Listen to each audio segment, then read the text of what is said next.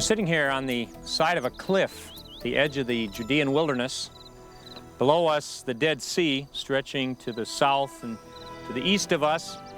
The hills of Moab, the country of Jordan today over there in the distance, just in the haze, the city of Jericho. Behind us, caves and cliffs and clefts in the rock. And below us, the community we know as Qumran, the place of the Dead Sea Scrolls. Not so long ago, in fact, beginning in 1947, in these caves around us, caves down below there by Qumran, the caves up above us here, and in the wadis around, discoveries were made of very ancient scrolls, which in a way have revolutionized our understanding of the Bible and of the people who lived in the New Testament period of the Bible times, and have even helped our understanding of what the Bible says about Jesus, though we certainly aren't going to say there's any evidence Jesus was ever here or was associated with this. But let's set the stage for what this is all about. About 200 years before our era, 200 years before the birth of Jesus, the people who were ruling in Jerusalem were Jewish people called the Hasmoneans. We also know them as the Maccabees. And during the process of that period of time, without going into all the details, a high priest was appointed, a head of the temple authority in Jerusalem, that was not acceptable to everybody.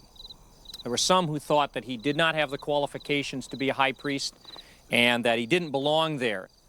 So a group of very religious people that we know as the Essenes moved out of their city, away from their temple, and came out to places like this to set up what they considered to be alternative or appropriately holy ways of worshiping God. Their view was that the temple structure in Jerusalem and all of the people connected with it were illegitimate. They didn't belong there. And so they came out here to isolate themselves from their community, from their society, and establish what they considered to be the true form of religion. The Essenes built this community apparently about 200 BC, and they were here from that time until there was a very, very bad earthquake in this area in 31 BC, and that community down there was basically destroyed. It remained empty till around 4 BC or so, when Herod the Great died, and Herod's son Archelaus became the king, or the ruler in this area, and they came back here and reestablished this settlement. They stayed here in that community from that time, about 4 BC, until 68 AD, when the Roman army was coming down from the Galilee, from having destroyed places like Gamla, on their way to Jerusalem, and they came through this area and destroyed the community, and at that point, as far as we know, the Essenes disappeared from history. The Essenes were people who believed that they had been called to come out into the desert, to isolate themselves, to make their lives right with God, to create a new system of purity and honor to God, so that when the Messiah arrived, which they expected very shortly, that he would find people who were prepared to reestablish the true priesthood and the true kingship of David. And so they came out here to find holiness. They lived an ascetic kind of life. In fact, they probably didn't live in those buildings you see down there. Those were community buildings, dining hall, writing rooms possibly. They probably lived in huts or in tents or maybe even in caves in the area around, and simply used that as their community center and the place where their various activities went on. They wrote extensively on copper, on leather, and on parchment. They wrote copies of Bible books. In fact, almost all the Bible books that are in our Old Testament appear in scroll form from these people. They wrote documents about their order, about how to live the Essene lifestyle. They wrote documents about the coming of the Messiah and the new age that was about to arrive and the exciting new era that they were prepared to go into. They wrote extensively, and for some reason, they would hide the documents in the caves around this area. Now, some think they hid the documents because they had worn out and they had gotten old. And you remember in the Jewish tradition, when religious things get old, you don't burn them or throw them away, you appropriately dispose of them. It's possible, some think, as the Romans came through here, those Essenes believed that they would escape maybe that Roman attack, but they wanted to hide their very precious scrolls and documents. Fortunately for us, those caves, for the most part, stayed hidden up until about 1947. A couple of Bedouin came to this area. They discovered a cave. What had been found were scrolls, documents dating back from the time of Jesus. Now, that has been a tremendous find for a number of reasons. One is because it provides us an insight on the theological thinking of people like this from Jesus' time. Another thing that it gave us is before those scrolls were found, the oldest documents we had of the Hebrew Old Testament date back only about 1,000 years. And so people asked, if those oldest copies we have date back only 1,000 years, how do we know that Isaiah, who was written 1,500 years before that, is accurate? And lo and behold, as these scrolls were found and people began to look at them, they discovered that with very few exceptions, the Old Testament documents we have 1,000 years later confirm that the Bible really has changed very, very little.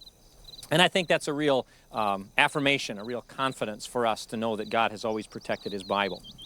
But what's most fascinating, I think, is to discover that this community provides us some insights on how people were thinking at Jesus' time. And I'd like to suggest that what we see here and what we read in those very old scrolls is remarkably similar to what many of the early Christians were teaching and thinking. Now, I want to be very careful here. I'm not suggesting they were the early Christians. I don't believe that to be the case. I think this was a Jewish community that existed here and also up in Jerusalem and in other places. I think they were attempting to purify the Jewish system of worship, but in the process, they began to sound certain theological concepts that are remarkably close to what we think and what we believe. And I'm excited about that because it suggests that Christianity didn't suddenly drop out of heaven, but rather that God had prepared a very fertile seedbed for this faith that He was about to plant here. And a lot of the ideas and concepts come out of this particular community. First of all, they used language that would sound very similar. They called themselves the New Israel. They said, we've come out into the desert to prepare the way of the Lord. And I had always understood the way of the Lord to mean like a road. But the way of the Lord, to their understanding, was a system of obedience, God's way, in other words, God's walk. They thought of themselves as living at the end of time, that the Messiah would appear at any moment, that they're at the end of the age. And that kind of language suggests a similarity to things that appear in the New Testament when Jesus talks about the end of the age and that before these things happen, this generation will not have passed away, and concepts like that. Second, this community uses a scripture interpretation method that's similar to the one that the early Christians used. Let me show you how. They believed, for example, that the writings in the prophets applied to them. They really thought of themselves as the people for whom the prophecies were written. And for example, they would often quote a prophecy and say, and that's now fulfilled in us. And I was just thinking, for example, from Acts chapter 2, how similar that is to what happened on Pentecost, where Peter says, in the last days, God says from the book of Joel, I will pour out my Spirit on all people, your sons and daughters will prophesy, your young men will see visions. And he quotes an entire prophecy, and then he says, and that's what's happening here today. And that's a method that the community down here of the Dead Sea Scrolls used exactly. They used a system of saying, here's what the prophets said, and that's applied to us. So in method, they're very similar. The third thing, and probably the most profound of all, is the fact that this community practiced a communal style that's very similar to early Christianity. For example, in this town down here, the Essenes apparently practiced a community meal where they gathered for a sacramental kind of meal, and the leading priest, the teacher of righteousness, would bless the bread and the wine, and then they would have a communal meal together. Very similar to the communion feast that we say Jesus Christ instituted after His Last Supper. They practiced a form of baptism. In fact, some have even said that John the Baptist may have been part of this community because his message about repent for the end of the world is coming is very similar. They practiced community of goods. When you joined for 1 year, you were initiated. At the end of 1 year, you would join your goods together with the community. No one would use them, and at the end of the second year, if you had been initiated properly and had followed the rules properly, your property became a part of the community. And they talked about being justified by faith, often referred to, very similar to Paul's comment about by faith being justified. They talked about the way of the Lord. They talked about the coming Messiah as the Son of God, the Son of the Most High. One theme that was very clear in the writings of this community and in the scrolls that were found is the theme of the conflict between light and darkness. They saw themselves as the sons of light, And they believed that they were the warriors of a new coming battle against the sons of darkness. And that battle was going to be going on, and when it came, they had to be prepared to fight it, because it was through the sons of light that the Messiah was going to come and reclaim this dark creation. Now let me just read to you from 2 Corinthians 6, which could almost come from the Dead Sea Scrolls. Paul says, "Do not be yoked together with unbelievers. For what do righteousness and wickedness have in common, or what fellowship can light have with darkness?" The last similarity is the evidence that this community looked for two messiahs. A king messiah in the line of David, who would come with power and authority and drive out the sons of darkness, who probably refer to the Romans, and a priest messiah after the order of Aaron, or several references here to Melchizedek, that strange priest that Abraham met in the Old Testament, and who had superhuman powers as far as these people were concerned. So the messiahs they looked for were both a king and a priest figure. It's remarkable that that's exactly how the New Testament defines Jesus. Jesus is a king after the order of David, but he's also a priest. And so the early Christians thought of a two-part Messiah, except they put them together in one person. God had prepared here a community, and throughout the country actually, a way of thinking that provided the roots of what that early Christian community was all about. I'd like to draw three conclusions from that as our faith lesson. The first is simply, again, to realize that God's work in history is not a sudden, quick change, but through the workings in the lives of people, God gradually and slowly is in the process of unfolding His plan to reclaim His world. And it wasn't that the Old Testament ended and then suddenly there was nothing, and all of a sudden, like lightning, here came Jesus and everything was suddenly different, but rather God worked through that Jewish community so that the ideas were there, the concepts were there, the people were there who were already thinking in the direction that Jesus would go. And God used that Jewish community and people like the Essenes or the writers of the scrolls to make everything ready. And it seems to me that the faith lesson from that is not only do we have Jewish roots then, and here they are, but even more than that, God continues to work the same way. And if we sit back and wait for sudden, drastic changes to happen, we miss the point that God is going to work through people like us who are preparing God's way. And so there's a continuous line back to Abraham, racially through the Jewish people, but spiritually through the Jewish people, right into our own roots. And the more we recognize that our understanding, our faith is rooted in the soil right here in places like this, the better we'll appreciate that to separate ourselves from our Jewish roots is really to separate ourselves from what God is doing.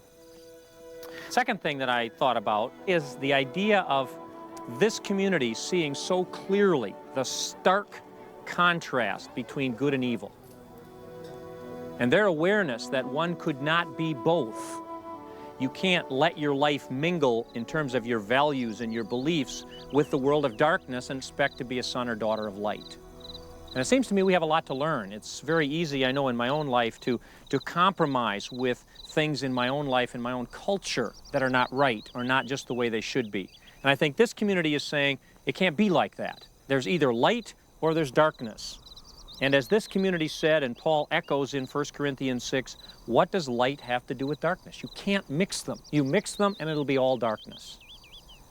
And I think that's part of our call, again, as we think back to our challenge here to be cultural transformers. We need to know that we are sons and daughters of light.